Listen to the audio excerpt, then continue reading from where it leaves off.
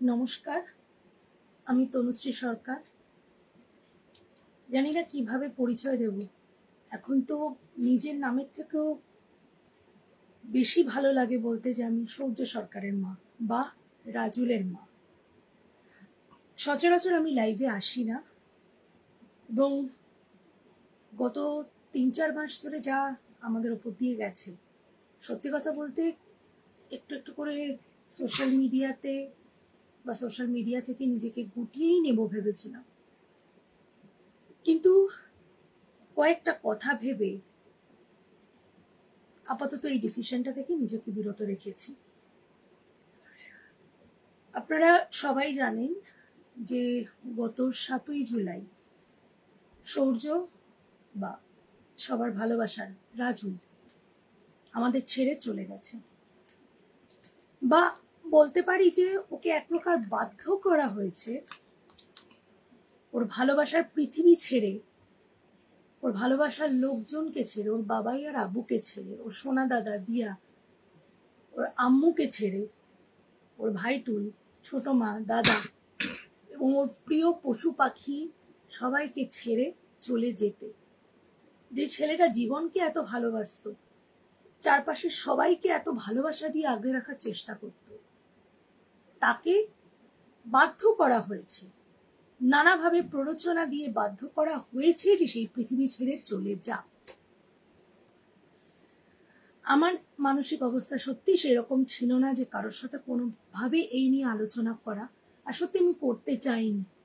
চেষ্টা করেছিলাম যত সম্ভব এই ব্যাপারটা থেকে নিজেকে একটু আলাদা রাখা, কারণ আমার পক্ষে এই শোকটা কাটিয়ে ওঠা আরো মারাত্মক, আরো কঠিন ছিল। এবং আমি বলবো না যে ওর বাবার পক্ষেও ব্যাপারটা সহজ ছিল, কারণ ভোরবেলা উঠে যদি কেউ চোখের সামনে নিজের ছেলের ঝুলন্ত বডি দেখে, চোখটা আধমেলা অবস্থা, মুখে কোনো কষ্টের লেশ মাত্র নেই, অথচ নিথর, কোনো সার নেই, অসার, সেটা বলে কিরকম ভাবে বোঝাতে পারবো আমি জানি না। রাজুলের সব থেকে বড় গুণ ছিল প্রচন্ড সরল, নিষ্পাপ। 16 বছর বয়স আর 1 মাস হলে 17 হতো, কিন্তু তখনও টফি চকলেট নিয়ে বা একটু খাবারের ভাগ, আড়ি ভাব, এইগুলো করতে খুব ভালোবাসতো। যা, তোর সাথে কথা বলবো না আড়ি। মা তো আমি বেশিরভাগ সময়টা ওর এই ছোট ছোট জিনিসগুলো যতটা ফুটিয়ে লক্ষ্য করেছি, হয়তো আমি যতটা বলতে পারবো কেউ বলতে পারবে না। যেমন এইগুলোও খেয়াল করেছিলাম, ওর ভালো দিকটা, ওর কষ্টের দিকটা আমি টের পেয়েছিলাম। সূর্য ছোটবেলা থেকে 11 বছর একটা স্কুলে পড়েছে, এবং যখন ক্লাস 8 থেকে 9-এ উঠেছে, ওর যে স্কোর বা ওর যে মার্কস, সেটা ঠিক ব্রাইট স্টুডেন্ট বা খুব ব্রিলিয়েন্ট স্টুডেন্টদের মতো হয়নি। 85%, 90% হয়নি, টায় হয়তো পাশ করেছে, 40%, 45%। এবং 9-এ ওঠার পর ওকে বলা হয়েছিল যে ওই স্কুলের প্রেশার নিতে পারবে না, থাকলে আমরা পরের সেশনে, হয়তো মিড সেশনেই 9-এই টিসি দিয়ে দেবো, তখন কোথাও ভর্তি করতে পারবেন না। আমরা রিকোয়েস্ট করেছিলাম, আমরা 3 দিন ধরে ঘুরেছিলাম যে স্কুলে আমাদের যদি খাতা দেখানো হোক, তাহলে অন্তত আমরা স্ক্রুটিনি করতে পারবো, যে যদি কিছু হয় আমরা নিজেরাও বুঝতে পারবো যে ওর খামতিটা কোথায়। সূর্য একটা সময় যখন নিচু ক্লাসে ছিল, ও ঠিকঠাক স্কোর করছিল, একবার 85 পেয়েছিল। আস্তে আস্তে যত ক্লাসের লেভেল বেড়েছে, ওর নেওয়ার ক্ষমতাটা রেস্ট্রিক্টেড হয়ে গেছিল, কারণ একটা পয়েন্টের পরে জোর দিয়ে কখনো কাউকে তো কিছু করানো যায় না। আমি টিচার হিসেবে ব্যক্তিগতভাবে এটা আমার মত, এবং আমি জানি সবাই আমার সাথে একমত হবেন, জোর দিয়ে ভয় দেখিয়ে একটা পয়েন্ট অব্দি এগিয়ে নিয়ে যাওয়া যায়, কিন্তু তারও তো একটা ব্রেন ক্যাপাসিটি থাকে, সবারই থাকে। এইটা প্রত্যেকটা স্কুলেরই বোঝা উচিত, কারণ সব স্কুলেই average, below average, brilliant student বা মাঝামাঝি, এরকম সব ধরনের স্টুডেন্ট আছে, আমরা আমাদের সময় পেয়েছি। আজকে কি জোর গলায় বলতে পারবো যিনি প্রিন্সিপাল হয়ে বসে আছেন ওই স্কুলে, কোনো বোর্ডে বা কোনো হায়ার সেকেন্ডারি বা মাধ্যমিকে উনি হাইস্ট পেয়েছিলেন? তাহলে দেখান মার্কস। কেউ হয়তো বাবার পৈতৃক সম্পত্তির উপর উত্তরাধিকার সূত্রে প্রিন্সিপাল হয়ে গেছে, তো দেখান মার্কস। তাহলে ব্রিলিয়েন্ট মানে যদি আমি যদি স্কুলের টিচার যদি ব্রিলিয়েন্ট হয়, 90% পাওয়া, 85% পাওয়া, তাহলে আমি ধরে নেবো যিনি প্রিন্সিপাল হেড তিনি তো 100% পাবেন, বা অ্যাটলিস্ট 99% বলতে পারবেন গ্যারান্টি দিয়ে। আর আজ পর্যন্ত আমার দেখা তো এমন কোনো টিচার নেই যে কিনা সব সাবজেক্টে এক সময় তার সময়কালে 90%, 99% পেয়েছে। আমার চোখে দেখা ব্যাক বেঞ্চাররা পর্যন্ত পরবর্তীকালে গিয়ে ভালো স্টুডেন্ট তৈরি করেছে, কারণ তারা মার্কস দিয়ে না, নিজের এক্সপিরিয়েন্স দিয়ে, নিজের অনুভব দিয়ে স্টুডেন্ট তৈরি করেছে। এবং আমি জোর গলায় বলতে পারবো যারা ব্যাক বেঞ্চার্স ছিলেন এক সময়, তারা কিন্তু নিজেদের ক্লাসে ব্যাক বেঞ্চারদের আরো বেশি করে অ্যাটেনশন দিয়ে পড়ায়, কারণ তারা কষ্টটা বোঝে যে যখন টিচাররা শুধুমাত্র ব্রিলিয়েন্ট স্টুডেন্টদের দিকে তাকিয়ে পড়ায় কিরকম লাগে, নিজেদের খুব বাড়তি বলে মনে হয়, অপ্রয়োজনীয় বলে মনে হয়। আমাদের সময় তখন ছিল, সময় পাল্টেছে, স্কুল ইনক্লুসিভ হয়েছে, স্কুলের টিচারদের বলা হয়েছে এবং স্কুল অথরিটিকে বলা হয়েছে সব ধরনের স্টুডেন্টদের স্কুলে নিতে। কিন্তু ইনক্লুসিভ হওয়া, সব ধরনের স্টুডেন্টকে স্কুলে নেওয়া, আর ইনক্লুসিভ ইনফ্রাস্ট্রাকচার মানে কি ইনক্লুসিভ মাইন্ডসেট? টিচাররা কি তাদের মাইন্ডসেটটা ইনক্লুসিভ করতে পেরেছে? বা টিচাররা করতে চাইলে কখনো কখনো স্কুল কি করতে দিয়েছে? আমার দেখা অভিজ্ঞতায় আমার ছেলে যে স্কুলে প্রথমে পড়েছিল, আমাকে বলা হয়েছিল এখানে স্কুলের টিচাররা কেয়ার নেবে না তেমন ভাবে, ও তো নিজের মনে থাকে। হ্যাঁ, ওর অটিজম ছিল, ওর ADHD ছিল, হাইপার অ্যাক্টিভ ছেলে, নিজের মতো ঘুরে বেড়াতো, একটা দুটো কথা বলতো, আস্তে আস্তে হয়তো বুঝতো অন্যভাবে, ওকে দেখলে বোঝা যেত না। হ্যাঁ, কিন্তু ওর মাইল্ড অটিজম ছিল এবং বর্ডার লাইনে দাঁড়িয়েছিল। ওকে না পুরোপুরি ওইদিকে ফেলা যাচ্ছে, না পুরোপুরি নর্মাল ক্যাটেগরিতে ফেলা যাচ্ছে, কিন্তু তাই বলে কি ওর বাঁচার অধিকার নেই? তাই বলে কি পড়াশোনা বা শেখার অধিকার নেই? আজকে স্কুল তো হাত পা ঝেড়ে দিল, দায়িত্ব ঝেড়ে দিয়ে বলে দিল যে ও স্পেশাল, ওকে আপনারা স্পেশাল কোন স্কুলে আলাদা বাচ্চাদের নিয়ে বসান। অথচ আমি জানি ও থাকলে কিন্তু টিচাররা ওকে সমানভাবে গুরুত্ব দিতে। আমার এটা বিশ্বাস ছিল, কারণ আজ পর্যন্ত ওই স্কুলে সবার মাঝখানে বড় হয়েছে, কোনোদিনও র্যাগিং এর শিকার হয়নি। আর ওই ধরনের বাচ্চারা যারা একটা পরিবেশে বেড়ে ওঠে, যে স্কুলের ইট পাথর থেকে শুরু করে টেবিল চেয়ার বেঞ্চ টিচারদের চেনে, তার পক্ষে কতটা কষ্টকর, ওই ধরনের বাচ্চা তো সেন্সিটিভ হয়, কতটা কষ্টকর তার জন্য যে একটা ওই পরিবেশ ছেড়ে অন্য পরিবেশে আসা। আমাকে বোঝানো হয়েছিল যে দেখুন এমন তো অনেক বাবা মা থাকে যাদের ট্রান্সফারেবল জব চলে যায়, সেই স্টুডেন্ট কি ওরম ভাবে পড়ে না, সেরকম ধরে নিয়ে চলুন। আমরা বুঝলাম কোনো রকম তাদের ইচ্ছে নেই রাখা, এবং রাখলে অন্যভাবে জোর দেওয়া হবে, হয়তো বা টিউশনের চাপ দেওয়া হবে, স্কুলের টিচারের কাছে না পড়লে সে পাশ করতে পারবে না, তার সে ক্যাপাসিটি থাকুক কি না থাকুক। যেই ছেলে গ্রুপে স্টুডেন্টদের মাঝখানে বসেই তার একটু অ্যাটেনশন প্রবলেম থাকে, টিউশনে যাওয়া মানে তো সেই একই ব্যাপার হবে, তার তো আলাদা কেয়ার দরকার। এবং আমি ওর মা, একসাথে ওর টিচারও, আপনারা অনেক ভিডিওতে দেখেও থাকবেন, ও আমাকে দেখে দেখেই ফলো করতো। পড়াশোনার ব্যাপারটা স্লো, কিন্তু ও বুদ্ধি কম ছিল না, ও একবার ধরে নিলে ধরতে পারতো। কিন্তু হ্যাঁ, অটিজমের যেটা হলো এক লজিক নিয়ে সব জায়গায় যে অ্যাপ্লাই, ওর এই অ্যাপ্লিকেশনটা একটু কম ছিল পড়াশোনার ক্ষেত্রে। আমি ফিজিক্সের একটা ল বুঝেছি, কিন্তু সেই লটা যে অন্য কোনো ফেনোমেননকে এক্সপ্লেন করতে পারে সেটা ওকে একটু ভাবাতে হতো, একটু লেটে বুঝতো, কিন্তু বুঝতো না তা তো না। কারণ ওর মধ্যে যদি ব্রিলিয়েন্স না থাকতো তাহলে ওর হাত দিয়ে এই শিল্পগুলো বেরোতো না। ও তাহলে পরবর্তীকালে চেষ্টা করে নিজের খামতিগুলোকে ওভারকাম করতো না। সে নিজের চেহারা গঠনের দিকে বলুক, নিজের ভাস্কর্য শিল্প বলুক, নিজের ইনস্ট্রুমেন্ট, গান বাজনা, ভিডিও এডিটিং, ও যেটাতে হাত দিয়েছে সোনা ফুলিয়েছে। কি করে পারলো? আমি পুরোপুরি যেমন টিচারদেরও দোষ দেব না, তেমনি পুরোপুরি বাবা মাকেও দোষ দেব না, আবার দুপক্ষকেই দোষ দেব। স্কুল ইনক্লুসিভ হয়ে গেছে, সব ধরনের বাচ্চারে তারা নিয়েছে, কিন্তু এখনো বহু স্কুলে নর্মাল ইউনিট, স্পেশাল ইউনিট, এটাকে ক্যাটেগরাইজ করা বলে না? এটাকে কি ক্যাটেগরাইজ করা বলে না? তোমরা নিজে বলছো সবাই একসাথে পড়বে, দিকে ক্যাটেগরাইজ করে দিচ্ছ, বুঝতে দিচ্ছ তো ইনডাইরেক্টলি। এমন অনেক স্কুল আছে যেখানে বাচ্চাদের বুঝতে দেওয়া হয় না। আমি আমার স্কুলকেই বলবো, সত্যি কথা, বুঝতে দেওয়া হয় না। সবাই সবাইকে নিয়ে খুব সুন্দরভাবে থাকে, সুন্দরভাবে বেড়ে ওঠে, চেষ্টা করছে, কিন্তু ওরকম স্কুল কটা আছে? এবং ওই স্কুলে পড়ানোর সামর্থ্য তো সবার থাকে না, তাই বলে কি সে পড়বে না? অন্যান্য স্কুলগুলো যে ইনক্লুসিভ হয়ে গেছে, টিচারদের সেই স্কিল কোথায়, সেই এফিসিয়েন্সি কোথায়, সেই ইনফ্রাস্ট্রাকচার কোথায় যে আমি বাচ্চাগুলোকে তো নিয়ে তো নিলাম অ্যাডমিশন করে, কিন্তু তাকে সেই পরিবেশটা দেব? নেই তো, তাই বলে কি সেই এই বাচ্চারা বাঁচবে না?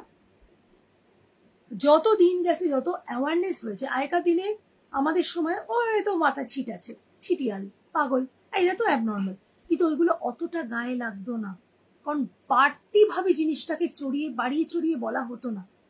বন্ধুদের মধ্যেও তখন পিছনে লাগা, একে অন্যের সাথে প্র্যাঙ্ক করা ছিল, কিন্তু কেউ অতটা গায়ে মাখতো না। কলেজ লেভেলে গিয়ে হয়তো সেগুলো সাংঘাতিক পরিমাণে নিত, কিন্তু স্কুল লেভেলে ভাবা যায়? মাফ করবেন যদি আমি বলতে বলতে আমার কথা জড়িয়ে যায়, কারণ খুব একটা আমি অভ্যস্ত নই।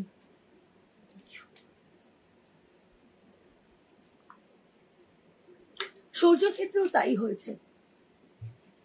প্রথম স্কুল যেখানে ও ছোটবেলা থেকে দীর্ঘ সময় কাটিয়েছে, সেই স্কুল ও দায়িত্ব নিতে অস্বীকার করলো। তারপরে বাইরের জগতে বেরিয়ে এবং অন্যান্য স্কুলে যখন গেল,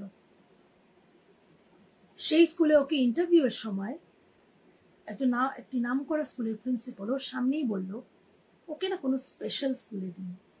ও বারবার বললো, মা আমি তো স্পেশাল নই, আমি তো স্পেশাল নই। আমি তাকিয়ে না প্রিন্সিপালের দিকে তাকিয়ে শুধু ভাবলাম যে এনারা নিজেদের প্রিন্সিপাল বলেন কি করে? ওকে বাইরে বের করে দিতে পারতো, ওর সামনে বললো কেন? ওই প্রথম ওই স্পেশাল টার্ম শুনেছিল, তার আগেও শুনেছিল স্কুলের টিচারের কাছে, এসে খুঁজতো, কিন্তু অন্য স্কুলে যখন গিয়ে শুনলো ওখানেও ওকে স্পেশাল বলছে, ওর মাথার মধ্যে স্ট্রাইক করতে শুরু করলো, তার মানে আমার মধ্যে কিছু প্রবলেম আছে। বাড়িতে এসে খুঁজলো অটিজম কাকে বলে, স্পেশাল থেকে অটিজম থেকে ব্রেনের সব রকম ভাবে খুঁজলো। মা আমি কি নর্মাল নই? আমি কি স্পেশাল? বোঝালাম, না তুমি স্পেশাল বলতে তোমার মধ্যে যে এতগুলো গুণ আছে তাই জন্য না, তোমরা আমাকে ভোলাচ্ছ, বড় হচ্ছে না, কত বোঝাবো? পুরোনো স্কুলের বন্ধুদের মেসেজ করতো, তোরা কি একটা জায়গায় গ্যাদারিং করছিস, দেখলাম তোদের ছবি, আমাকেও নিয়ে না রে। Scene, no reply. ওর মাথার মধ্যে ধারণা বদ্ধমূল হতে শুরু করলো, আমার স্কুলের বন্ধুরা আমায় কেউ মনে রাখে না, একজন দুজন ছাড়া। মা ও তো কেউ মনেই রাখে না, ভুলে গেছে বলো। এবং এটা হয়তো একজন দুজন বন্ধুকে শেয়ার করতে, বল তোকেও কেউ মনে রাখে না, আমাকেও কেউ মনে রাখে না। সেই বন্ধুটিও ওর হয়ে ফেসবুকে, সোশ্যাল মিডিয়ায় প্রচার করছে ওর প্রতি যে অন্যায়টা হয়েছে। যাই হোক, এই স্কুলের গন্ডি পেরিয়ে আরেকটি স্কুলে গিয়ে যখন শুনলো ও স্পেশাল, তখন থেকে ওর মাথার মধ্যে তো এই জিনিসটা চলতেই থাকলো, তার মানে আমার মধ্যে কোনো প্রবলেম আছে।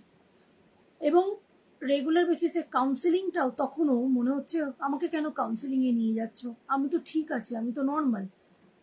ওকে বোঝাতে পারলাম না যে কাউন্সেলিংটা তুমি যে মাঝে মধ্যে পড়াশোনাতে আনমাইন্ডফুল হয়ে যাও, অন্যমনস্ক হয়ে যাও, তার জন্য। এই যে তুমি ভয় পাও ধরো কোনো সাবজেক্টে কোয়েশ্চেন দেখলে, এটা তোমাকে হেল্প করার জন্য। বুঝলো কিছুদিন, নানা স্কুলে ট্রাই করলাম, কোনো স্কুল ওর ভালো লাগেনি। কোনো স্কুল বললে আমাদের স্কুলে সব নর্মাল বাচ্চা, এখানে কিন্তু কোনো অটিজমের বাচ্চা নেই। গিয়ে দেখলাম সম্পূর্ণভাবে উল্টো। সেখানে স্কুলে হুইল চেয়ারে করে বাচ্চাদের খুবই কষ্টকর, দেখলে নিজেরও চোখে জল চলে আসে। সেটা দেখেও আরো ভয় পেয়ে গেল, মা আমি তো এরম নই, কি বলবো আমি। কতটা অসহায় লাগে বাবা মা হিসেবে। ওই জায়গায় দাঁড়িয়ে অনেকেই হয়তো এটা ফিল করেছেন। আমি জানি আমরা একা নই পৃথিবীতে। তারপরে অনেক জায়গায় ঘুরে বাড়ির সামনে একটি স্কুলে দিলাম। সেই স্কুলে যেখানে ও পড়েছে খুব সুন্দরভাবে ওকে ওয়েলকাম করা হয়েছিল, এবং সত্যি কথা বলতে টিচাররা ওকে প্রচন্ড ভালোবেসেছিলেন। আমি এখনো জোর গলায় বলবো টিচারদের থেকে খুব ভালোবাসার সাপোর্ট পেয়েছিলেন। স্কুলের যে কোনো অনুষ্ঠান হলে সৌর্যর ভিডিও, সৌর্য পারফর্ম করবে না, এত এনথুজিয়াজম, এত উৎসাহ নিয়ে ভিডিও করতো। আমরা স্কুলেও দিয়েছিলাম, হয়তো আমাদের পোস্টেও আমরা দিয়েছিলাম ওর এই যে আগ্রহটা। ওর যে কোনো এক্সিবিশনে আমরা স্কুলকে ইনভাইট করতাম, কোনো না কোনো টিচার রিপ্রেজেন্টেটিভ হিসেবে যেতেন, এবং ওরা জোর গলায় বলতেন, সৌর্যকে খুব ভালোবাসতেন, সাপোর্ট করতেন, চাপ দিতেন। আমরা বারবার বলেছি, কিন্তু ওর কপালটা খুব খারাপ, কারণ টিচার বাবা মা তো বন্ধু হতে পারে না সমবয়সী। ওই ভালোবাসাটা সমবয়সী বন্ধুদের মধ্যেও খুঁজেছিল, পাইনি। ওকে শুনতে হয়েছিল তার পরিবর্তে, তুই অটিস্টিক, তুই বেঁচে আছিস কেন, তুই মরে যা, তোর বেঁচে থাকার কোনো অধিকার নেই।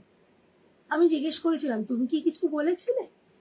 ও বলেছিল, হ্যাঁ মা, আমি না ওকে বলেছিলাম, দেখ আমি তো তোর থেকেও মোটা ছিলাম, আমি খাওয়া দাওয়া এক্সারসাইজ করে যেমন রোগা হয়েছিলাম, তুইও কর, তুই আগের মতো রোগা হয়ে যাবি। এটা নাকি তার হাতে লেগেছিল। অনেক ঘটনা তো ও এসে আমায় বলতো, এবং তারপর থেকে বলছে তুই নিজের অকাত বুঝে কথা বল। ক্লাস 9-এ পড়া একটা ছেলে, আমি আগের বছরের কথা বলছি। অকাত মানে জানি কিসে, কি করে জানবো? তুই কুলাঙ্গার, তুই অটিস্টিক, তোর বেঁচে থাকার অধিকার নেই, তোর অকাত কি, তুই ক্যাবলা, তুই ইউজলেস, এই ধরনের কথা বলতে বলতে ও বিরক্ত হয়ে লাস্টে আমাকে এসে বলেছিল, মা জানো তো আমাকে এরকম কথা বলছে। ওকে নানাভাবে ট্র্যাপ করার চেষ্টা হয়েছিল, এমনকি এমন ভাবে ওকে ফাঁসানো হয়েছিল স্কুল থেকে অলিখিতভাবে, ওকে প্রায় সাসপেন্ড করতেই যাচ্ছিল।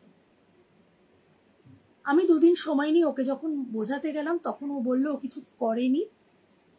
তখন আমি, এবং ওর কাউন্সিলরও আমাকে শুনে আমাকে বকেছিল যে আপনারা স্কুলের কথা শুনে মেনে নেন কেন, ওর মধ্যে যদি এরকম কিছু করার টেন্ডেন্সি থাকতো আমরা বলতাম। সেই কাউন্সিলর বলে, আমি লিখিত দেবো, আপনি স্কুলে গিয়ে চ্যালেঞ্জ করুন যে ওর নামে এই কমপ্লেন এনেছে জঘন্য, তার বাড়ির লোকের সাথে কথা বলুন, সামনে কথা বলুন, চ্যালেঞ্জ করুন। সেরকম থাকলে ও যদি সত্যি এরকম ধরনের কোনো অ্যাক্টিভিটি ওর টেন্ডেন্সি থাকে, তাহলে আমরা কাউন্সিলিং করবো, কিন্তু স্কুল আগে প্রমাণ দিই। এইখানে আমি স্কুলের ম্যানেজমেন্টের ফেলিয়ারের কথা বলবো। আমরা রিটেন কমপ্লেন দিয়েছিলাম পরবর্তীকালে। আমি আবার একটা কথা বলি, যখন আমি স্কুলের প্রিন্সিপাল ম্যামকে ওই কাউন্সিলরের চিঠি দিয়েছিলাম, তখন তারা বুঝতে পেরেছিলেন যে কমপ্লেনটি ভিত্তিহীন। তখন তারা উইথড্র করে বিনা কোনো সওয়াল জবাব করে ওকে আবার স্কুলে নিল। কিন্তু ওই যে 2 দিন আমার দোষ হয়েছে, আমি স্কুলের কথা শুনে ওকে 2 দিন স্টাডি লিভের নাম করে আমি ঘটনাটা বোঝার চেষ্টা করেছি যে আদৌ সেটা সত্যি কিনা। আমার মা আমাকে কেন স্কুলে যেতে দিচ্ছ না, আমরা স্টাডি লিভ বলে। মা স্কুলের বন্ধুরা জিজ্ঞেস করতে যাচ্ছে না কেন, বলে পরীক্ষা হলে যাব। এবং এটাও বলা হয়েছিল পরীক্ষা দিয়ে বাড়ি চলে আসবে, স্কুলে থাকবে না। যদিও সেটা স্কুল করেনি, আমরা চ্যালেঞ্জ করার পর ওকে স্কুলে পরীক্ষা দিয়েও ক্লাস কন্টিনিউ করতে দেওয়া হয়েছিল। কিন্তু ওর ক্লাসের যেই ছেলেগুলো ওকে ফাঁসিয়েছিল তারা তো জানে কেন, সেই থেকে ওকে কন্টিনিউয়াস পোক করতে থাকলো। তোকে একবার সাসপেন্ড করে দিয়েছিলাম, করতে করতে বেঁচে গেছিস, এবার টিচারকে বলে তোকে টিসি দিয়ে দেবো, তুই কুলাঙ্গার, ইউজলেস, অটিস্টিক। এইটা শোনার পর, এবং এমনকি স্টুডেন্ট টিচারকেও বলেছে, স্যার সৌর্য গাঁজা খায়। আমার এসে বলছে, মা গাঁজা মানে কি? মানে কে বলেছে এটা? মা ও না স্যারকে বলেছে ওর গাঁজা খায়, তোকে স্যারকে বলে টিসি দিয়ে দেবো। তারপর আমরা স্কুলে লিখিতভাবে জানাই, স্কুল ডায়েরিতে লিখে, যেটাও স্কুলে দেখায়, এবং পরে গিয়ে আমরা ভার্বালিও কমিউনিকেট করি। শুনলাম ও ছেলেটিকে নাকি হালকাভাবে ভার্বালি ওয়ার্নিং দেওয়া হয়েছে। এটা জানা সত্ত্বেও যে ছেলেটির বিরুদ্ধে এরকম আরো কমপ্লেন আছে, শুধু একজন না একাধিক ছেলে মেয়েকে এইভাবে বুলি করে, এবং ওকে ইনডাইরেক্টলি প্ররোচনা ওর বাবা মা বাড়ি থেকে দেয়। ছেলেটিকে দোষ আমি পরে দেব। আবার বলি, বাচ্চারা মাটির তাল হয়, নরম মাটির তাল, যেটা ওর বাবাও বারবার বলেছে। যেভাবে তুমি তৈরি করবে, যেভাবে ওর বাবা মাকে দেখবে, ও সেরকমই তৈরি হবে। ও যে কথাগুলো শুনে এসছে সে কথাগুলোই সৌর্যকে বলেছে, অকাত কি, তুই কুলাঙ্গার, ইউজলেস, ক্যাবলা, মরে যা, তোর বেঁচে থাকার রাইট নেই। এবং ওকে বিভিন্নভাবে সৌর্যকে গলা এরকম চেপে ধরে হেঁচড়াতে আছে, স্কুলের সামনেও টেনে আনতে দেখা গেছিল, রুম মারতেও দেখা গেছিল এবং অনেকে জানিয়েছিল। অবশ্য সেটা পরবর্তীকালে। আমরা কমপ্লেন দেওয়ার পরও যখন সৌর্য দেখেছে, এইটুকু আমি বলতে পারি, কিছুদিন বন্ধ ছিল এবং সৌর্য কমপ্লেন করেনি। তারপর থেকে কন্ট্রা না সব ঠিক আছে, কিছু হয়নি। বুঝতে পারতাম কিছু একটা চাপছে, কিন্তু তবুও স্বাভাবিকভাবে ও নিজের কাজকর্ম পড়াশোনা করত। স্কুলে টিচার থেকে বরাবরও সাপোর্ট ছিল এবং ও কোথাও একটা নিজেকে গুটিয়ে নিয়েছিল এই ভয়টা করে যে আমরা কমপ্লেন করলে স্কুল ওদের কিছু বলবে না, বরঞ্চ ওরা যদি কমপ্লেন করে আমাকে এরা ফাঁসিয়ে টিসি দিয়ে দেবে বা সাসপেন্ড করে দেবে, ম্যামকে বলে ফাঁসি। এই ভয়টা ওর মনের মধ্যে রয়ে গেছে। আমরা কেন বারবার ওর পোস্ট করি, কেন বারবার এই ওর দেখা ওর পোস্টগুলো আমরা দিই? ফলোয়ার বাড়ানোর জন্য না। সৌর্য কিন্তু শুধুমাত্র ভালোবাসার নাম না, আমাদের কাছে সৌর্যই প্রতিবাদের নাম। আমরা যে প্রতিবাদে নেমেছি তার মুখ সৌর্য। আজকে যদি সৌর্যের সাথে এরকম হতে পারে, তাহলে এবং অনেক বাচ্চার সাথে এখনো নীরবে এরকম হয়ে যাচ্ছে। সৌর্য নিজের ক্লাসের একটি বন্ধুকেও কোনোদিন একা বসতে দিত না, বলতো আমি না ওকে একা বসতে দিই না, সব বইয়ের পেছনের আগে আমি টেনে টেনে আনি, ও কথা বলতে চায় না, আমি জোর করে বলি। এবং এটা টিচাররাও বলেছে, সৌর্য ওকে পারলে আগলে ধরে আনে, সে বলবে না, কথা বলেই ছাড়বে, কারণ কাউকে একা রাখতে ভালোবাসতো না, নিজেই কষ্টটা দিয়ে গেছে। তো বন্ধুরা যখন একা করে দেয়, খোঁজ নেয় না। বাবা মা বন্ধুর মতো, সমবয়সী বন্ধু তো হতে পারে না। একটা জায়গায় গিয়ে কোথাও সমবয়সী বন্ধুদের যে গ্রুপ গ্যাদারিং, হই হল্লা আড্ডা মিস করে, মেয়েদের থেকে বেশি ছেলেরা করে। এবং ছেলেদের মধ্যে ইগো, ও এখনো তোর মা তোকে নিতে আসে, এবং এইটা আপনারা রিলেট করবেন, এই তোর মা তোকে কেন নিতে আসে, তুই কি একা যেতে পারিস না, তুই সব কথা মাকে কেন বলিস রে, তুই কি একা হ্যান্ডেল করতে পারিস না, তুই ম্যাচিওর না ইমম্যাচিওর। ইনোসেন্ট ইমম্যাচিওর কথাটা ওর কাছে যেন অভিশাপের মতো লাগতে শুরু করে দিয়েছিল। বিশেষ করে লাস্ট কয়দিন বুঝতে পেরেছিলাম, যখন ও বলেছিল রাজদূতিনের মা আমাকে দেখো কেমন কুলাঙ্গারের মতো লাগছে, অটিস্টিকের মতো লাগছে, ফটো তুলে। আমি এটা কে বলেছে? বলে না, ওরা তো আমাকে জোকার বানিয়ে রেখে দিয়েছে সবার সামনে, নাম নিয়েছিল কাদের কাদের সামনে এবং কে। এই মুহূর্তে আমি বলছি না, কারণ যেহেতু বারবার বলা হয়েছে কেস চলছে, সাবজুডিস ম্যাটার, আমরা চাইলেও বলতে পারবো না। ওর বাবা যতবার লাইভে গেছে এবং পোস্টে অনেকেই জিজ্ঞেস করেছে স্কুলের নাম বলতে ভয় পাচ্ছেন? ভয়, পৃথিবীতে সব থেকে বড় ভয় কে পায়, কার হয় বলুন তো? কি ব্যাপারে মানুষ ভয় পায়? নিজের সন্তানের বড় সড়ো কোনো বিপদ হওয়া। মানুষ এটা হলো মানুষের সব থেকে বড় ভয়। নিজের ওপর সে হাজার বিপদ নিয়ে নেবে, সব সহ্য করতে পারবে, কিন্তু সন্তানের যেন কোনো বিপদ না আসে, এটা হলো মানুষের সব থেকে বড় ভয়। আমাদের তো সন্তানই নেই, কি ভয় পাবো? এখন তো অফুরন্ত সময়, সবার কমেন্ট গুলো দেখি মাঝে মধ্যে, ফলোয়ার বাড়াচ্ছেন, কন্টেন্ট ইয়ে করে আপনারা ইনকাম করছেন, লাগে না এখন গায়ে। সত্যি কথা বলতে, বেঁচে থাকে যে মানুষগুলো তাদের গায়ে না এসব খোঁচা মার্কা কথাগুলো ব্যথা লাগে। যে মরে গেছে এবং তার সাথে যারা জড়িত তারাও কিন্তু অর্ধমৃতপ্রায়, এই খোঁচাগুলো আর গায়ে লাগে না। স্কুলের নাম বলতে চাইনি, কেননা আমরা কাউকে কোনো ব্যাপারেই কাউকে আমরা ডিফেম করতে চাইনি, বদনাম করতে চাইনি। বিশেষ করে সেই স্কুলের টিচাররা যারা সৌর্যকে খুব ভালোবাসা দিয়ে, সাপোর্ট দিয়ে, উৎসাহ দিয়ে এগিয়ে নিয়ে যেতে সাহায্য করছিল, এবং কাউন্সিলিং প্লাস টিচার এদের উৎসাহে ও কিন্তু ভালো করছিল। ক্লাস 9-এ উঠে ও যখন আইটি আর বেঙ্গলিতে হাইস্ট পেল বাংলায়, ও নিজের স্যারকে দেখিয়ে বলেছিল, স্যার এই যে আমি দুটো সাবজেক্টে হাইস্ট পেয়েছি, তাহলে কি আমি পাগল? ওরা যে আমায় পাগল বলে। ও ওই কথাগুলো আমরা শুনেছিলাম। তার মানে এখনো বলে না না কিছু না, তুমি অত চিন্তা করো না, আমি ডিল করে নেব। বড় হয়েছে না, ডিল করে নেবে, বিশ্বাস রাখতাম। কারণ আমরা যদি সব ব্যাপারে নাক গলাই, একটা 16 বছরের বাচ্চা, তার আত্মসম্মানে লাগে আমি কি পারি না, তার মানে আমরা বাবা মা হিসেবেও তো ওকে আন্ডার এস্টিমেট করছি, ওকে ভরসা করতে পারছি না। এই জন্য ওকে ভরসা করে ওর মতো রেখেছিলাম, নজর রাখতাম। ও বলতো না, নিজের মধ্যে নিত, কিন্তু 1 বছর ধরে রোজ ওই একটা কথা শুনতে শুনতে শুনতে শুনতে ওর মাথায় যে পরতটা জমেছিল, পরতের পর পরত, সেটা আমরা এক নিমেষে নামাতে পারিনি। এটা আমাদের ব্যর্থতা। আমরা বাবা মা হিসেবে চেষ্টা করেছি ওকে খুব ভালো একটা পরিবেশ দিতে, আনন্দ করে হই হই করে সবাইকে নিয়ে, বিশেষ করে ওর বাবা, যে সবাইকে নিয়ে আনন্দ করে চলতে ভালোবাসতো, কখনো কোনোদিন নেগেটিভ ভাবেনি।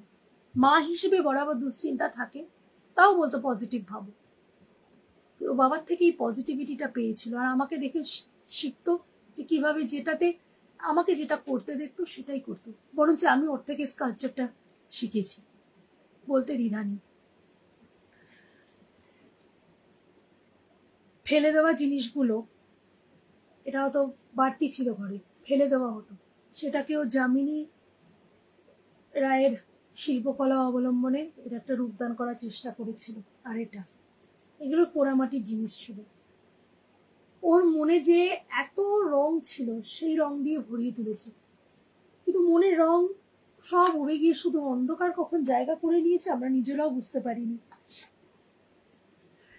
হ্যাঁ, যেটা বলছিলাম, আমরা কাউকে ডিফেম করতে চাইনি, এবং যখন এই কেস শুরু হয়, আমরা যখন ক্লু পেয়ে আইনি পদ্ধতি নিয়ে এগোই, তখনও বারবার আমাদের বলা হয়েছিল স্কুলের টিচারদের বিরুদ্ধে আমাদের কোনো কমপ্লেন আছে কিনা। আমরা বারবার বলেছিলাম আমাদের স্কুলের টিচারদের বিরুদ্ধে কোনো কমপ্লেন নেই, কারণ তারা তাকে যথেষ্ট ভালোবাসা এবং উৎসাহ দিয়েছিল। হ্যাঁ, ম্যানেজমেন্ট ফেলিয়ার, সেক্ষেত্রে আমরা বলবো যে আমরা জানানোর পরেও, এবং যেই স্কুলে সব ধরনের বাচ্চারা পড়ে, ওর মতো এবং ওর থেকেও একটু সিরিয়াল লেভেলের অটিস্টিক বাচ্চারাও যেখানে পড়ে, সেখানে আরেকটু সতর্ক হওয়া উচিত ছিল। যেখানে যেই ছেলেটির কাউন্সেলিং চলছে, যে ইমোশনাল হেল্প নিচ্ছে, তার এগেনস্টে যখন কমপ্লেন হয়, স্কুল কিছু না ভেবেই তাকে প্রায় সাসপেন্ড, অলিখিতভাবে সাসপেন্ড করার জন্য রেডি। অথচ সেই ছেলেটি যখন কারোর বিরুদ্ধে কমপ্লেন করছে যে আমাকে এইভাবে আনপার্লামেন্টারি রিমার্কস গুলো বলা হয়েছে, এই ধরনের কথা, তখন সেক্ষেত্রে হালকাভাবে হালকা স্টেপ নিয়েছে স্কুল, শুধু ভার্বাল ওয়ার্নিং, মৌখিক সতর্কবার্তা হয়। এটা এইখানে আমি টোটাল ইনস্টিটিউশনাল ফেলিয়ার বলবো। আমরা এগিয়েছিলাম, আর তার থেকেও বড় দোষ হলো সেই ছেলেগুলো, মেয়েগুলো, বাবা মা, যারা এটা জানা সত্ত্বেও যে সৌর্য স্পেশাল চায়, তাদের ছেলে মেয়েকে মানা করেনি যে ওর পিছনে লেগো না, ওকে ছেড়ে দাও, নিজের মতো থাকতে দাও। উল্টে এই যে আজকাল যত অ্যাওয়ারনেস, যত না মানুষের সচেতনতা বেড়েছে, আগে কি ও পাগল, ও অ্যাবনর্মাল, তোর মাথায় ছিট আছে, এখন এক একটা টার্ম বেরিয়েছে, অটিস্টিক, ডিসলেক্সিয়া, এই ধরনের টার্মগুলো যত মানুষ জানতে পেরেছে, তত এই ট্যাগগুলো নিয়ে একে অন্যকে তারা তকমা লাগিয়ে ছোট করার চেষ্টা করেছে। তার জলজান্ত উদাহরণ আমার ছেলে, তুই অটিস্টিক, তুই মরে যা, তোর বেঁচে থাকার কোনো রাইট নেই। এবং ও যখন বিড়বিড় করতো, লাস্ট কদিনে ও বিড়বিড় করছিল, আমি বুঝতে পেরেছিলাম যখন শুক্রবার ও এই কথাগুলো বলেছে, বিড়বিড় করছে, আমি বললাম কি হয়েছে রে, কে এই কথাগুলো বলেছে? না না কিছু না, আমি ডিল করে না, আমি পাত্তা দিই না। আমি বললাম কে কি বলেছে বল আমাকে। মা আমাকে না জোকার বানিয়ে রেখেছে। ওর বাবা বলেছে আমরা রিল বানাই, আমরা হাসাই, আমরাও তো জোকার। না, আমাকে ইনোসেন্ট পেয়ে বোঝাচ্ছ? আমি অত ছোট নই, ইম্যাচিওর নই। বুঝলাম কোথাও একটা ভেতরে লেগেছে। শনিবারও ঠিক ছিল, রোববার সকাল অবধি ঠিক ছিল। একবারই বলেছিল মা আমাকে 20টা টাকা দেবে, কারণ শনিবার দিন 5ই জুলাই উল্টো রথের মেলা ছিল। আমাদের এখানে মেলাটা আরো 1 সপ্তাহ এক্সটেন্ড করে। ও বলেছিল যে মা আমাকে 20টা টাকা দিও, আমি মেলা দেখতে যাব। টাকার ভ্যালুও বুঝতো না। ওর তৈরি করা স্কাল্পচারগুলো বিক্রি হয়ে যা অ্যামাউন্ট, যা টাকা এসছিল ওর জন্য জমা, কোনোদিন ছুঁয়েও দেখেনি, দেখেও নি, ব্যাংক অ্যাকাউন্টে পড়ে আছে, ওর ব্যাংক অ্যাকাউন্টেই পড়ে আছে। ওর জন্য ছোট্ট একটা টিনের বাক্সে, পিগি ব্যাংক তো বলিনি, টিনের বাক্স, আমাদের ছোটবেলায় খুব ভালো লাগতো টিনের বাক্সে জমানো, সেরকম টিনের বাক্স এনে ওর একটা ওয়ালেট এনেছে, ওখানেও জমিয়ে রাখতো, দেখেই নি 320 ওখানে টাকা পড়ে। 320 টাকা পড়ে। ও বলে মা আমাকে 20টা টাকা দিও, মেলা দেখতে যাব। আজকাল বাচ্চারা তো 2000-এও খুশি হয় না, 20টা টাকা পেয়েই খুশি, তার মধ্যে 10 টাকা বাঁচিয়ে আনতো। হয়তো 20 টাকায় একটা ফ্রুটি কিনতো, 10 টাকায় বা একটা এনার্জি ড্রিঙ্ক, তার থেকেও বড় কথা ওই 20 টাকা নিয়ে হয়তো দেখতোও না, কুলফি কিনে ফুটপাতে যে ওর বন্ধুরা আছে তাদের দিত। এই খবর আমাদের কানে গেছে। তো যেই বাচ্চা ভালোবাসা ছড়াতে এসেছিল, সে ভালোবাসাটুকু পেল না। কি চেয়েছিল সে?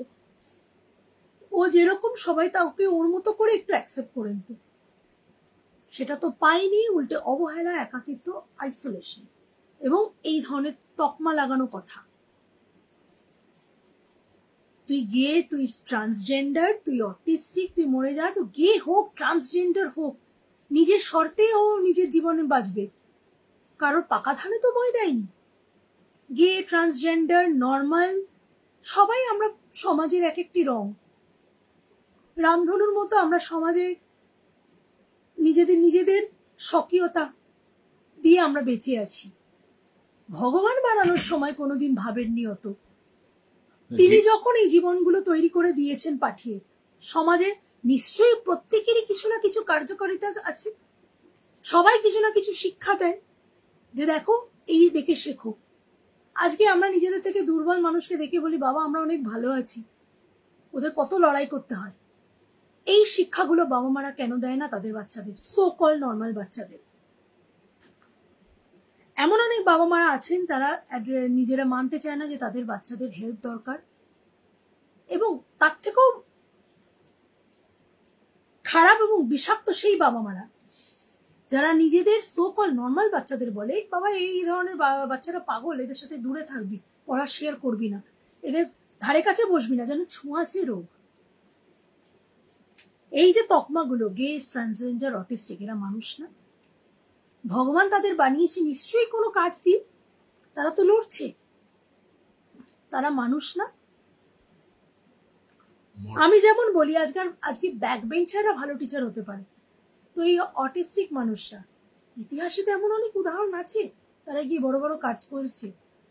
আজকে সূর্য বেঁচে থাকলে হয়তো এর থেকেও বড় কাজ করতে পারতো, এবং ও যেভাবে পপুলারিটি বাড়ছিল, যেভাবে শাইন করছিল, অনেকের কাছে থ্রেট হয়ে গেছিল সো কল্ড নর্মাল বন্ধুদের কাছে।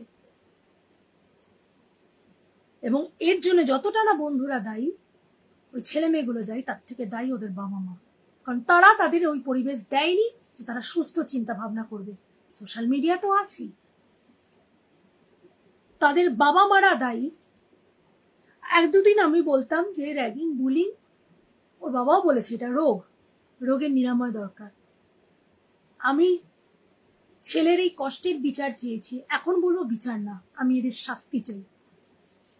আমরা যদি বাবা মা হিসেবে ক্ষমাও করে দিই ওই সব বাচ্চাদের, মানুষ হিসেবে কোনোদিন ক্ষমা করতে পারবো না। আমরা যখন জানতে পেরেছি ওর সাথে এরকম হয়েছে, তখন আমরা না দুবার ভেবেছি ওই বাচ্চাগুলোর কি হবে, ওদের তো ভবিষ্যৎ অন্ধকার হয়ে যাবে। কিন্তু আমার ছেলে যে কষ্টটা পেয়ে গেছে, সেটা তো আমি হাওয়ায় ভাসিয়ে দিতে পারি না, বা জলেও ভাসিয়ে দিতে পারি না, কষ্টটা সত্যি। আজকে যদি আমরা চোখ বুঝেও থাকি, এরা ক্ষান্ত হবে? এই ধরনের ছেলেমেয়েরা, এরা পরবর্তীকালে আবার আরেকজনকে টার্গেট করবে, কারণ এরা জানে এটা বিশাল বড় হিরোগিরি, এবং ওদের বাবা মারা ভাবে আমার ছেলেমেয়েরা সমাজে গিয়ে র্যাগিং করছে, বুলিং করছে, মানে ব্র্যাট, তারা এই সমাজের জন্য তৈরি। গান্ধীজি একটা কথা বলে গেছেন, an eye for an eye leaves the whole nation blind. চোখের বদলে চোখ, সবাই যদি চোখ ওপরাতে থাকে তাহলে একদিন পুরো জগৎটাই অন্ধ হয়ে যাবে। আমরা বলেছিলাম তোমাকে যদি কেউ মারে তুমি তাকে হাতে পায়ে মারো, মারার জন্য না, নিজেকে বাঁচানোর জন্য, তাকে আটকানোর জন্য না। আমার ভয় করে বন্ধুদের যদি লেগে যায়, বজ্রের মতো কঠিন হাত, তার সাথে এরকম নরম মাটির মন, কি করবো এই ছেলেকে নিয়ে? আমরা কি বোঝাবো? ও যখন হ্যান্ডেল করতে পারে, ডিল করতে পারে, আমরা বলেছিলাম করো, আমি নাক গলাবো না, কিন্তু কোনো অসুবিধা হলে আমাকে বলো। ও বলতে পারিনি, বলতে চেয়েছিল। আমি সেদিনও বলেছিলাম, ডিস্টার্ব প্রচন্ড রাত ছিল, রোববার দিন যত রাত বেড়েছে ওর এখানে বসে কাজ, যে আমার ঠিক এই পাশে আজকে যেখানে বসে আছি এখানে দাঁড়িয়ে আমার এখনো মনে পড়ে আজকেও একটা রোববারটা আমাদের জন্য বিভীষিকা হয়ে গেছে। কারণ ভোরবেলা 5টা হলেই আমরা শুনতে পারি বেলের আওয়াজ, আর আমার শাশুড়ি মায়ের ও ঠাকুমার আর্তনাদ, গলায় দড়ি দিয়েছে, দেখ কি সর্বনাশ করেছে। এটা ঠাকুমার পক্ষে এটা কত বড় কষ্ট, যে নিজের হাতে বাচ্চাটাকে গড়ে তুলেছে, তার নাতিকে। ভোরবেলা তার ঘরে এসি বন্ধ করতে গিয়ে দেখে এসি পাখা তো কিছুই চলছে না, উল্টে ঝুলছে তার নাতি। সেই বাবা মার কি করতে পারে? ফলোয়ার বাড়াবে? কি মনে হয় আপনাদের? আমরা সৌর্যর পোস্ট দিই রোজ, যাতে ওকে দেখে প্রত্যেকটা মানুষের মনে থাকে যে আমাদের বাচ্চার সাথে আজ এই না হয়। আমরা এই বিচার ছিনিয়ে নেব আমাদের বিশ্বাস, এবং আমরা চাইবো এই বাচ্চাদের শাস্তি হোক, কেন না 2 বছর পরে তারা অ্যাডাল্ট হবে, তারা ভোট দেওয়ার অধিকার পাবে, তার সাথে র্যাগিং বুলিং এর রাইটটাকে তারা আরো বেশি করে এক্সারসাইজ করবে, যেন এটা তাদের জন্মসিদ্ধ অধিকার। এরা নিজের এই সব বাচ্চারা তাদের বাবা মাদের দৌলতে নিজের বাড়ি তো, নিজের ফ্যামিলিকে তো বরবাদ করবে, তার সাথে সাথে আরো কত যে ফ্যামিলি বরবাদ করবে। এবং স্কুল লেভেলে যদি এই জিনিসটা না আটকানো হয়, পরবর্তীকালে কলেজে তো এমনি হচ্ছে, আরো ভয়াবহ হবে। এবং স্কুল অথরিটি যদি এখনো এই ধরনের ক্রিমিনাল মাইন্ডেড ছেলে মেয়েদের প্রশ্রয় দেয় বা বাঁচায়, তখন এই কটা স্কুলে এই 2-4টি ক্রিমিনাল মাইন্ডেড ছেলে মেয়েরাই পড়ে থাকবে। বাকি স্টুডেন্টের আগে হয় লেট বসবে, LATE লেট, বা নামের পরে লেফট বসবে। যে কোনো কারণেই হোক তারা ওই স্কুলগুলো ছাড়বে। তখন স্কুল চালাতে পারবে এই 4-5 জন ক্রিমিনাল মাইন্ডেড ছেলে মেয়েদের নিয়ে? তারা পুরো স্কুল তাদের খরচা চালাতে পারবে, মেনটেনেন্স করতে পারবে? সত্যি কথা বলতে, এই 4-5টা স্টুডেন্ট দিয়ে স্কুল চলবে? তারা মানুষ তৈরি করতে পারবে? কারিগর মানুষ গড়া স্কুল নাকি মানুষ তৈরি করার কারিগর স্কুলের টিচাররা? স্কুল ম্যানেজমেন্ট যদি সতর্ক না হয়, এই ধরনের অ্যাক্টিভিটিকে যদি ডাইরেক্টলি ইনডাইরেক্টলি প্রশ্রয় দেয়, চলবে? স্কুলের অস্তিত্ব থাকবে? একবার ভেবে বলুন। আপনারা ইনক্লুসিভ স্কুল খুলে বসেছেন, সেরকম ইনফ্রাস্ট্রাকচার নেই কোনো। স্টুডেন্টদের নিজেরা আপনারা প্রথমত স্কিলড নন, নিজেদের মাইন্ডসেট চেঞ্জ করেননি যে আমরা ইনক্লুসিভ স্কুল খুলেছি, আমাদের সেইভাবে বাচ্চাদের প্রোটেকশন দিতে হবে। টিচারদের কোনো না কোনো ভাবে কোনো স্কুলে হাত পা বেঁধে রেখেছেন, না বাবা তুমি বেশি এইভাবে করতে পারবে না, ওইভাবে করতে পারবে। টিচাররা চায়, অনেক টিচার চায় এখনো মাতৃস্নেহে আগলে রাখতে, অনেক টিচাররা এখনো কখনো তাদের স্কুল বাধ্য করে দায়িত্ব নেবে না। এবং এমন অনেক স্কুল আছে যেখানে সুন্দরভাবে বাচ্চাদের আগলে ধরে রাখা হয়, কিন্তু সেই স্কুলেরও তো ক্যাপাসিটি সীমিত। তারা তো এত একসাথে এত সব স্টুডেন্টকে, তাহলে পশ্চিমবঙ্গ দুনিয়ার সব বাচ্চারাই তো চাইবে ওই স্কুলে, সেখানেও তো জায়গা সীমিত। তার বাকি স্কুলগুলো কি দায়িত্ব নেবে না? এইভাবে হাত ছেড়ে দেবে? আমার ছেলের সাথে আজকে যেটা হয়েছে, সেই যন্ত্রণাটাকে আমরা প্রতিবাদের নাম দিয়েছি, কারণ এই লড়াইটা শুরুর দিন থেকে আর আমাদের লড়াই নেই। থাকতো, যদিও সত্যি বেঁচে থাকতো, যদি জানতাম যে এই লড়াইটা করলে আমার ছেলে ফিরে আসবে, তাহলে এটা আমাদের ব্যক্তিগত লড়াই হতো। আমরা এখনো ভয় পাচ্ছি না, শুধু আমরা কোথাও একটা, যেহেতু একটা আইনি পদ্ধতি নিয়ে এগিয়েছি, আমরা সহযোগিতা করছি। এবং আমরা অন্যথা দেখলে নিশ্চয়ই,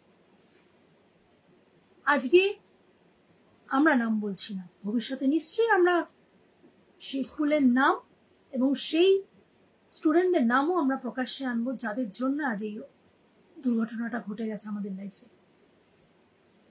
আমার ছেলে যেমন এক্সাম্পল হয়ে থাকবে সবার কাছে, ভালোবাসার প্রতীক হিসেবে এবং প্রতিবাদের প্রতীক হিসেবে, ওই ছেলে মেয়েগুলো এবং তাদের বাবা মারাও এক্সাম্পল হয়ে থাকবে এই নোংরা সমাজের জঘন্য চেহারাটার প্রতীক হিসেবে।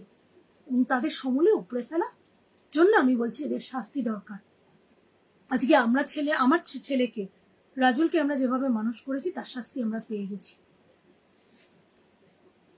যেই ছেলে নিজের গুণে মেলোডিকা বাজিয়ে মোহনবাগানের গান 8 ঘন্টায় 5 মিনিটে তুলেছিল, গানটা 8 ঘন্টায় মেলোডিকা বাজানো শিখিয়েছিল। যেই ছেলের এতটা পাওয়ার ছিল যে আজকে তার জন্যে নিঃস্বার্থভাবে মোহনবাগানের সাপোর্টাররা বলছে জয় ইস্ট বেঙ্গল, ইস্ট বেঙ্গলের সাপোর্টাররা বলছে জয় মোহনবাগান। আমাদের তো এইভাবেই সবাই চিনত বাঙাল ঘটির লড়াই কর্চা হিসেবে। আমরা দুজন ছিলাম বাঙাল ঘটির প্রতিনিধি, ইস্ট বেঙ্গল মোহনবাগান। এইভাবেই তো আমরা পপুলার হয়েছিলাম। সূর্য বলতো বাবা আমি তোমার মতো পপুলার হবো। ও জানতো না অলরেডি পপুলার, ও তখনও পপুলার ছিল। ওই মেলোডিকাতে সুর তুলেছিল, ও এত সুন্দরভাবে তুলেছিল এবং মন থেকে, সবাই জানে। ও জানতো না যে ও সত্যি পপুলার। ওর মনে একটাই, মা আমাকে যদি সবাই ভালোবাসে তাহলে আমার সমবয়সী বন্ধুরা আমাকে দুদিন কথা বলে তারপর অ্যাভয়েড করে কেন? মা কেউ তো আমায় নেয় না, মা আমায় তো কেউ ডাকে না কোনো গ্যাদারিং এ, যে ডাকে আমি একটু তার সাথে যাব। মা সেও যে ভরসা করার কি করে বুঝবো? সেদিন বলেছিলাম তোকে পড়তে হবে না, আয় আমাদের কাছে শো। বুঝতে পেরেছিলাম খুব ডিস্টার্ব। না তোমরা জোর করছো কেন, আমি একটু পড়তে চাই, পড়তে দাও। সম্ভব বলুন? আজকে বাবা মা হিসেবে আমরা যতই করে না করি কম পড়ে যায়, এবং এই হেল্পলেসনেস না, এই অসহায়তাটা প্রত্যেকটা বাবা মা অনুভব করবেন যে আমরা যদি দুনিয়ার সর্বস্ব দিয়ে দিই তবু মনে হয় যেন আমরা কিছুই করতে পারিনি বাচ্চার জন্য। এটা আমাদের মনে হয়, আমাদের তো দোষ বলবো যে আমরা ছেলেকে প্রতিঘাত করতে শেখাইনি, প্রত্যাঘাত করতে শেখাইনি, মারের বদলে মার দিতে শেখাইনি। এবং ও ভেবেছিল যে আমি ওর পজিটিভিটি দিয়ে ও সবার মন জয় করে নেবে, আমি ডিল করে নেবো। চেষ্টাও করতো, ও কমপ্লেন না করে চেষ্টা করতো বন্ধুরা যা বলে করি তাদের মতো, যদি আমাকে একটু দলে নেয়। কখন এসে জিজ্ঞেস করতো মা এই কথার মানে কি, ওই কথার মানে কি, মানে বুঝতো না। ওকে আমাকে এসে জিজ্ঞেস করেছে মা मैं तेरी बीवी हूँ মানে কি? না আমি তো তোমার বউ। কে বলেছে? না আমাকে ও বলতে বলেছিল ওই ছেলেটাকে। তার মানে ইনডাইরেক্টলি ওর ওরিয়েন্টেশনকে চ্যালেঞ্জ করা, मैं तेरी बीवी हूँ। এবং ও সেটা বলেছে, ভেবেছে বন্ধুদের মধ্যে ইয়ার কি হয়। তো সেটার জন্য ওকে বকা খেতে হয়েছে, হয়তো ওর ভালোর জন্য, কিন্তু এটাও তো মনে ছাপ পড়ে আমাকে কেন এরকম বলেছে। তাহলে ইনডাইরেক্টলি ওর ওরিয়েন্টেশনকে চ্যালেঞ্জ করা। খুব খুব কষ্ট লাগছে এই কথাগুলো বলতে। আমি বলতে চাইনি এতদিন, সত্যি কথা। আমার এইগুলো যত মনের ভেতর থেকে বের করবো সেই ঘাটাকে খোঁচানো, কিন্তু না করলেও না। কারণ অনেকে অনেক কথা জানে না, যেটা আমি হয়তো মা হিসেবে আরো অনেক কাছে থেকে দেখেছি, বুঝেছিলাম। ওর বাবাকে বলেছিলাম ও খুব ডিস্টার্ব, জানো তো, একা তো, কোনো বন্ধু নেই, সমবয়সী বন্ধু নেই, তো তুমি একটা কাজ করো, আজকে ওকে ওর মতো ছেড়ে দাও, ও একা থাকতে চাইছে, কাল সকালে না একটু হাত বুলিয়ে মাথায় একটু জিজ্ঞেস করো তো, ও আমাকে বলতে চায় না তোমাকে বলবে। সে সকালটা আর আসেনি। বললাম আমাদের কাছে শো, না আমি নিচে চলে যাচ্ছি, তোমাদের শুতে অসুবিধা হবে, আমি নিচে গিয়ে আরাম করে হাত পা ছুঁড়ে শুবো। শুলেও না। আরাম করে আর হাত পা ছুঁড়ে শুলো কই, ঝুলেই তো রইল। তাতে যদি আরাম পায়, তাতে যদি ঘুমোতে পারে তাহলে ঘুমিয়েছে। চলে যাওয়ার পর আমরা এতটাই বিধ্বস্ত ছিলাম যে সংবাদ মাধ্যমে যখন খবর এলো অত্যধিক পড়াশোনার চাপ, ম্যাথসের পরীক্ষার চাপ, বাবা মা অত্যধিক প্রেশার দিয়েছে, অবসাদে ভুগছিল। একটি সংবাদ মাধ্যম, একটি নয়, এক বা একাধিক, দুটোই ছিল। কোথাও 80 নম্বরের পরীক্ষা, কোথাও বিশাল চাপ। এই খবরটাকেও না চ্যালেঞ্জ করার মতো মানসিকতা তখন আমাদের ছিল না, কারণ তখন মনে হয়েছিল আমাদের জগৎটা অন্ধকার, শেষ। তারপর যখন ওর কষ্টের কথাও লিখে গেল, তখন আমাদের সামনেও একটা পারপাস ধরিয়ে দিয়ে গেল, উদ্দেশ্য। মা আমি পারিনি, কিন্তু তোমরা বাকিদের বাঁচাও। হয়তো এটাই চেয়েছিল, যেটা বলতো মা ওরা না সবাই, আমার সাথে কেউ কথা বলে না, টিফিন শেয়ার করে, আমি তো একাই বসে থাকি। ওই কথাগুলো কানে বাজে, থেকে থেকে কেঁদে উঠছিল বুঝতে পারছি ডিস্টার্ব, কিন্তু তবুও সে ভাঙবে না। কখনো কখনো জোর করলে কথা বের করা যায় না, আর জোর একটা 16 বছর বয়সী বাচ্চাকে করা যায় না। আজকালকার দিনের বাচ্চারা না আরো তাদের মধ্যে না একটা সেলফ রেসপেক্ট বা আত্মসম্মানটা একটু বেশি। যে কোনো কথা, কোন কথা যে তারা হাওয়ায় উড়িয়ে দিবে আর কোন কথা যে গায়ে মেখে দেবে কেউ বলতে পারে না। সময়টাই খুব খারাপ, এবং এই সময়ের সুযোগ নিয়েছে কিছু বিকৃত মস্তিষ্ক, বাবা মায়ের প্রতিপালনের ফল কিছু বিকৃত মস্তিষ্ক বাচ্চারা, যারা পরবর্তীকালে তাদের যদি সুযোগ দেওয়া হয় তো ভয়ঙ্কর হয়ে উঠবে আমাদের কল্পনার বাইরে। এবং বিশ্বাস করুন, আজকে আমরা যখন প্রতিবাদে নেমেছি, এখনো তো আইনি পথে আছি, এগিয়ে যাব, দেখবো কত দূর জয় করা, উপায় ঠিকই বেরোবে। অন্যথা হলে আমরা তখন সবকিছু প্রকাশ্যে আনব, কারণ শাস্তি চাই। আমরা যবে থেকে এই প্রচারে নেমেছি তবে থেকে অনেক মানুষের কষ্ট তারা আমাদের সাথে শেয়ার করে নিয়েছে, এবং জানতে পেরেছি সূর্য একা নয়, সূর্য এটাই চেয়েছিল। এমন অনেক বাবা মারা আছে তারা এখনো বাচ্চাদের নিয়ে চোখের জল ফেলছে, স্কুল দায়িত্ব এড়াচ্ছে, দায়িত্ব নিয়ে ভর্তি করার পর তাদের এক কোনায় ফেলে রেখেছে, কোনো রকম ভাবে তাদের সবার সাথে ইনক্লুড করেনি, অথচ সো কল্ড ইনক্লুসিভ স্কুল। দু একটা বললাম তো, দু একটা ভালো স্কুল এখনো আছে যারা চেষ্টা করছে, কিন্তু সবার সামর্থ্যের মধ্যে না সেই স্কুলগুলো, সবাই পারবে না। হয়তো ওই স্কুলে গেলে তারা বাচ্চারা সত্যি যত্ন পাবে, আনন্দ পাবে এবং সবার সাথে বেড়ে উঠবে। আমি জোর গলায় এখনো বলছি, কিন্তু সবার সামর্থ্যের বাইরে সেই স্কুল। আমাদেরও সামর্থ্যের বাইরে ছিল, তাই দিতে পারিনি। যেখানেও টিচারদের ভালোবাসা পেল সেখানে বন্ধুদের কাছে হার মেনে গেল। সব থেকে বড় কথা, ও নিজের কাছে হার মেনে গেল। যেই ছেলে এত কষ্টের মধ্যে তার কষ্টটা ভাস্কর্যের মধ্যে দিয়ে ফুটিয়ে তুলেছিল, সেই ছেলের মাথায় কি এমন হলো যে ওই সামান্য কথাগুলো লাস্ট কদিনে এমন আঘাত পেয়ে গেল। নিজের মনে বিড়বিড় করতো অনেক কথা জানতে পেরে, এই ছবি তুলবে না, দে আমার ছবি দে, এই ওরকম ছবি বানাবি না। কি বুঝতে পারেন আপনারা? আমি প্রশ্নটা আপনাদের কাছেই রেখে গেলাম। ও বিড়বিড় করতো বলে আমরা অনেক কিছু জানতে পেরেছি। ও নিজের মনে, যেটা আমাদের বলতে পারতো না, নিজের মনে বিড়বিড় করতো। লাস্ট 2-3 দিনে এবং এমন আমাদের অবস্থা, শনি রবি পড়ে গেল সেদিন। পরের দিন স্কুল থাকলে পরের দিনই যেতাম আমরা। এবং ওকে এটাও জানতে পারলাম ওকে স্কুলের বাইরে মারাও হয়েছিল, মুখে ধাক্কা মারা হয়েছিল। কি দোষ ওর? ও মারতে তো পারেনি কাউকে। আর এই ধরনের বাচ্চারা কাউকে মারতে পারে না, এদের মনটাই ভগবান এরকম দিয়েছে।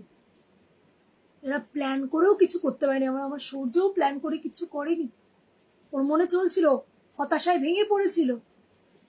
ও যদি সত্যি প্ল্যান করে নিজের গলায় ফাঁস লাগাতো তাহলে প্রপারলি ফাঁস লাগাতো, লাগাইনি। একটা মালার মতো এখানে ঝুলেছিল, শুধু ঝুলেছিল আলগাভাবে।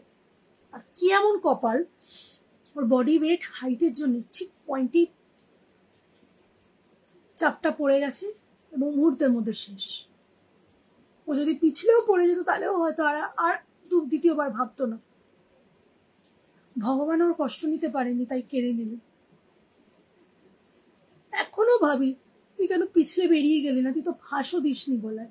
ও যদি বেরিয়ে যেতে পারতো না, আর কোনো মনে হতো তো বেঁচে যেত, তখন তো আর এরকম ভাবে আমাদের প্রতিবাদ নিশ্চয়ই চলতো। আমরা জানাতাম, যেভাবে আগে জানিয়েছি বাঁচানোর চেষ্টা করতাম, অন্তত বলতো তখনও মুখ ফুটে যে মা আমি এটা আর করবো না, কিন্তু আমার এই কষ্ট হচ্ছে। নাও কষ্টটা বললো, নাও দ্বিতীয় চান্স পেল। এই প্রথমও নিজেকে শেষ করে দেওয়ার কথা ভাবলো, আর প্রথম ভাবনাতেই ঠাকুর ওকে নিয়ে নিলেন।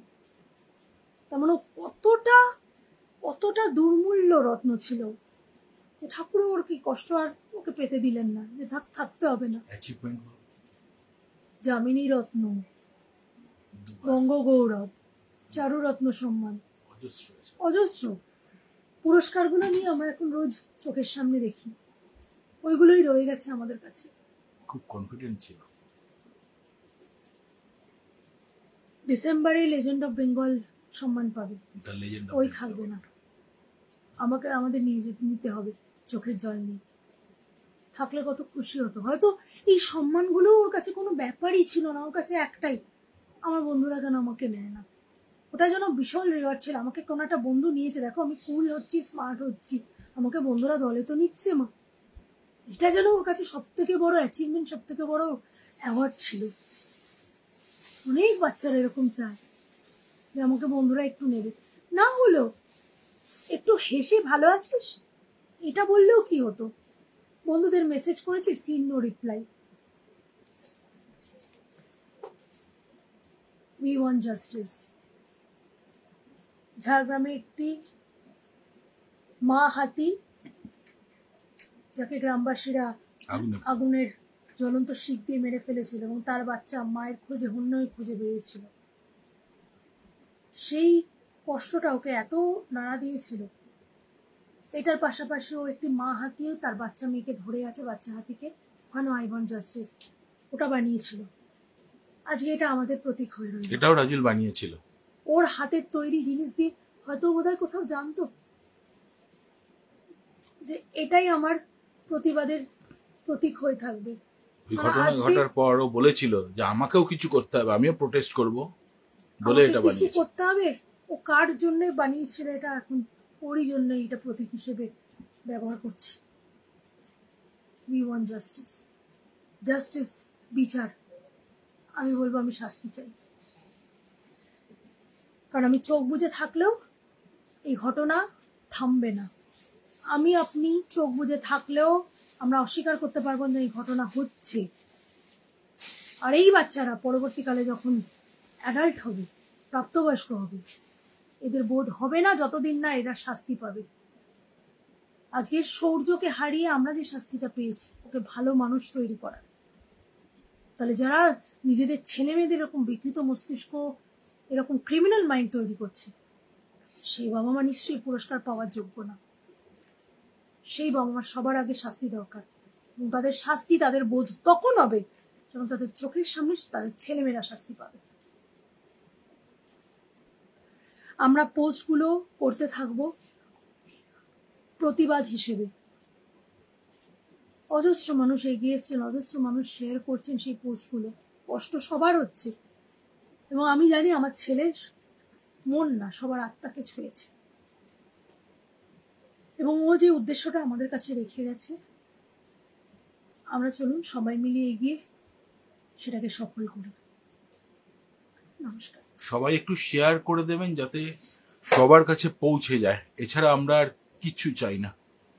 যেভাবে আপনারা এগিয়ে এসছেন, রাজুলকে নিজের ছেলে, নিজের ভাইপো, নিজের ভাই, নিজের নাতি বলেছেন, মানে আমরা কৃতজ্ঞতা জানাবার কোনো ভাষা নেই। তবু বলবো পাশে থাকুন।